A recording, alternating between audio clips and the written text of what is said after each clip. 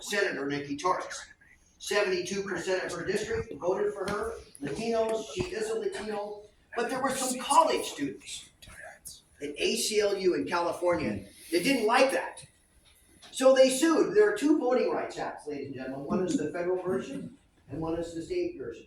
So here you got some college kids in California that sued and said it wasn't Latino enough. The district is prejudiced. Nobody likes Hispanics over there as much, and it's awful.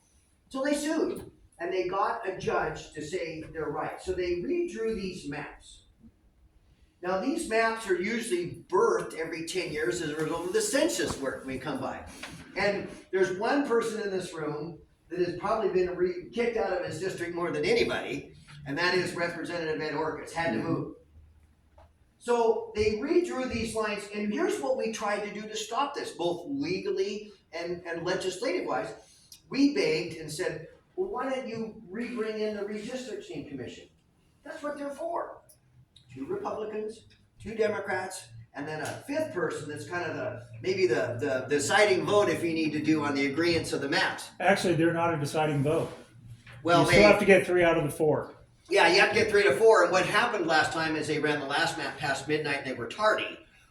So they don't have a real good face. That's why I say deciding vote in, because I was expecting that 5th person to say, look, when that clock strikes midnight, the map was due at 11:59.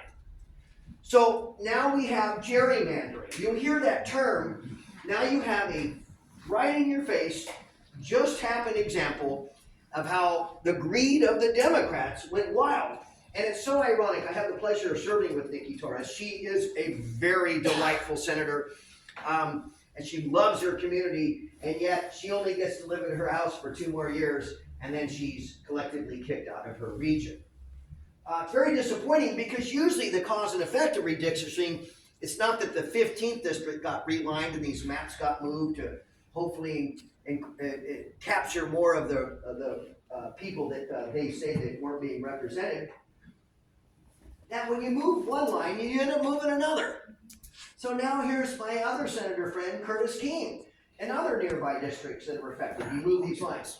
What I can tell you is the 19th district, we escaped.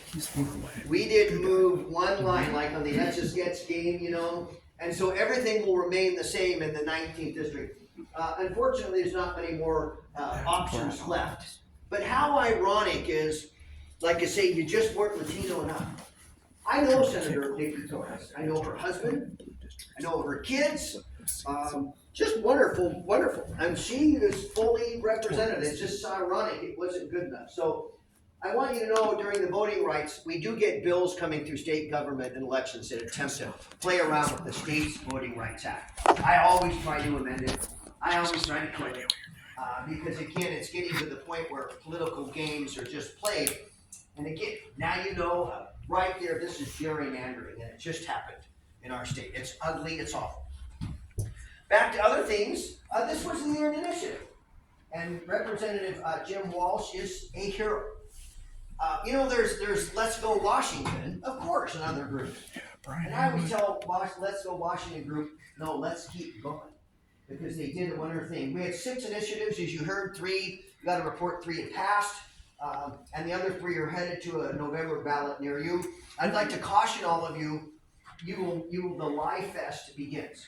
There will be so much money poured into misinformation, whether it's artificial intelligence is used or not. It is going to be a game of marketing and advertising to tell you to love these initiatives or not love these initiatives. Get ready, everybody, to smell the truth serum and take that.